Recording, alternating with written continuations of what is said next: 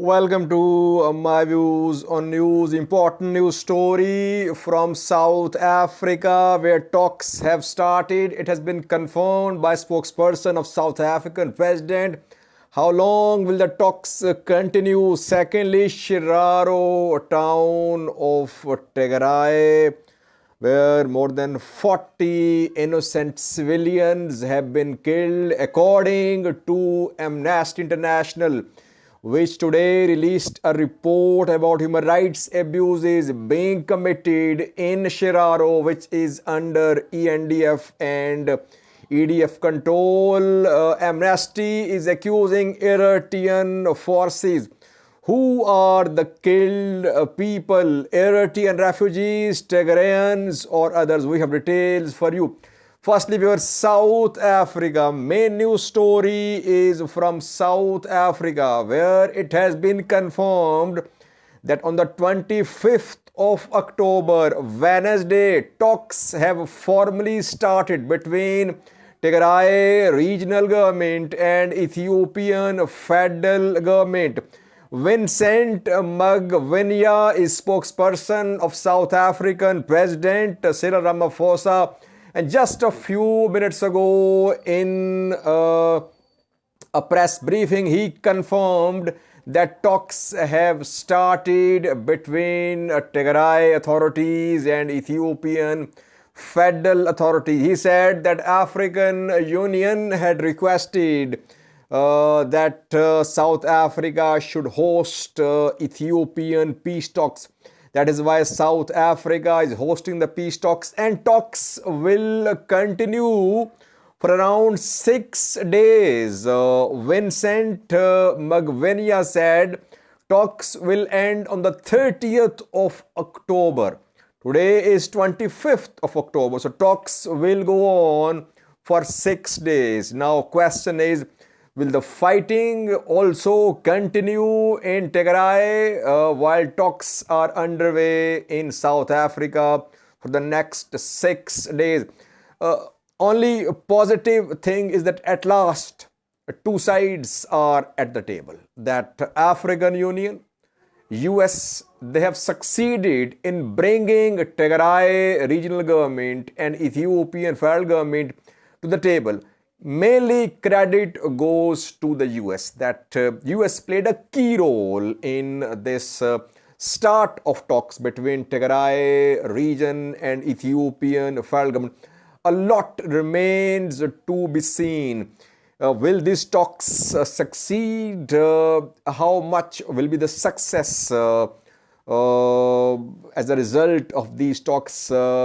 Will there be announcement of cessation of hostilities? Several questions, but main point being discussed reportedly is immediate stopping of war while talks continue. So far, no breakthrough. Only confirmation is that two sides are at the table.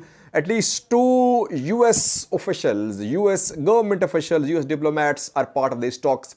UN is there too. UN Secretary General representative is part of talks too.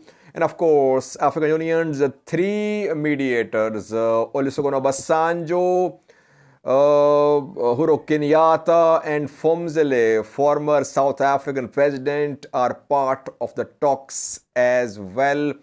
We don't know about Damake Mekonnen. Yesterday he was not in South Africa. Yesterday he was in Ethiopia. Has he traveled to South Africa to attend the talks? It's not clear. In coming hours, we'll try to update you about the teams. We have spoken in detail about Tigray's team. Tigray has released a statement too. We shared their names as well. Team from Ethiopian government has not been made public so far, the names. So try to update you in coming videos about the ongoing talks. Let's hope, let's pray that somehow the issue is resolved, that some breakthrough is achieved at the table between Tigray regional government and Ethiopia. Because though cities and towns of Tigray are coming under the control of ENDF and EDF, but it is not leading to peace. Next news story is very clear that there is no peace. Civilians are dying. First, take a listen to what Vincent Magwenya, South African president spokesperson, said a few minutes ago about the start of talks in South Africa. Take a listen to what he said. South Africa is hosting peace talks to end the conflict in the Tigray region. And in this regard, President Ramaphosa is honored that the government of the Republic of South Africa has been requested to host the African Union-led peace talks between the government of the Federal Democratic Republic of Ethiopia and Tigray. The peace talks, which have been convened to find a peaceful and sustainable solution to the devastating conflict in the Tigray region, started today, the 25th of October, and will end on the 30th of October. As a country committed to the African Union's objectives of silencing the guns, South Africa is ready to serve as a host and provide assistance to the peace talks. President Ramaphosa readily agreed when he received the African Union's request for South Africa to host the peace talks. Such talks are in line with South Africa's foreign policy objectives of a secure and conflict-free continent. The talks will be facilitated by former President Olusegun Obasanjo of the Federal Republic of Nigeria, who will be supported by former President Uhuru Kenyatta of the Republic of Kenya,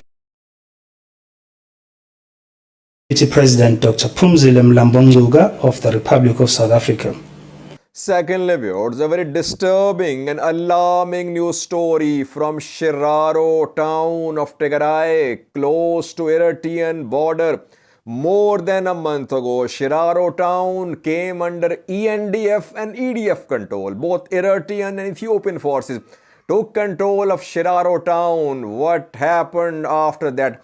Amnesty International today released a report about civilian killings in Sheraro, in Mekelle, in Adidaro.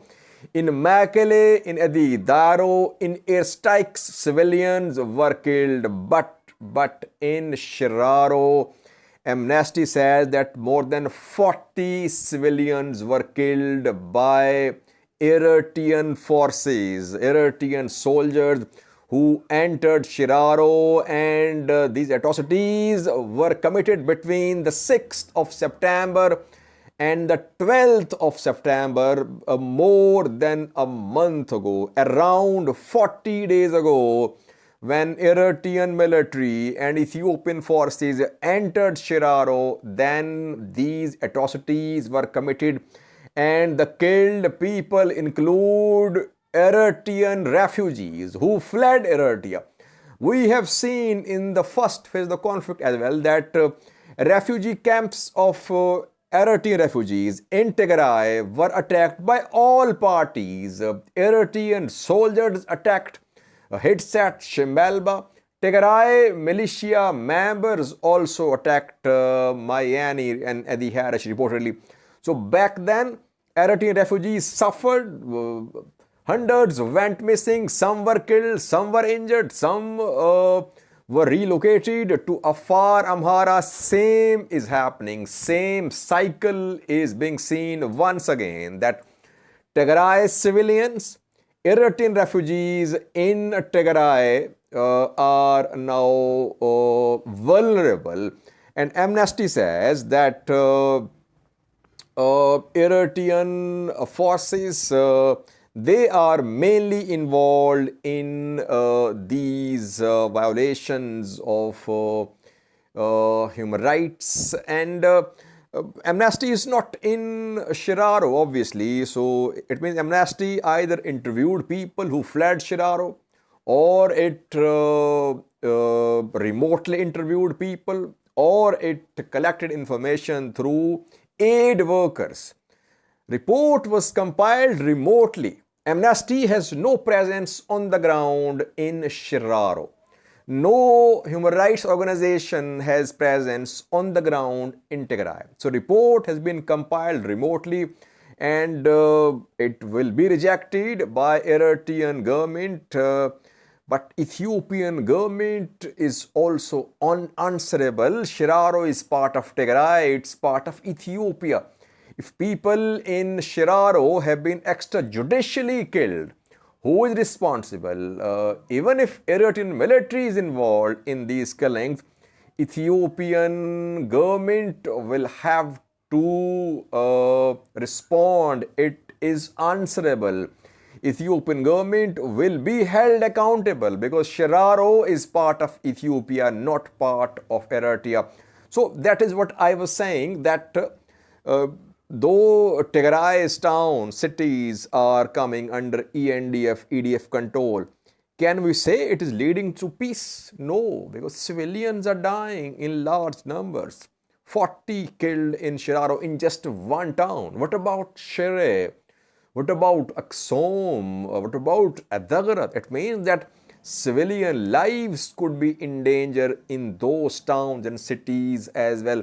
Ethiopian and Eritrean governments must reply. They must address the questions raised by Amnesty that 40 innocent civilians have been extrajudicially killed in Sheraro, a town of Tigray.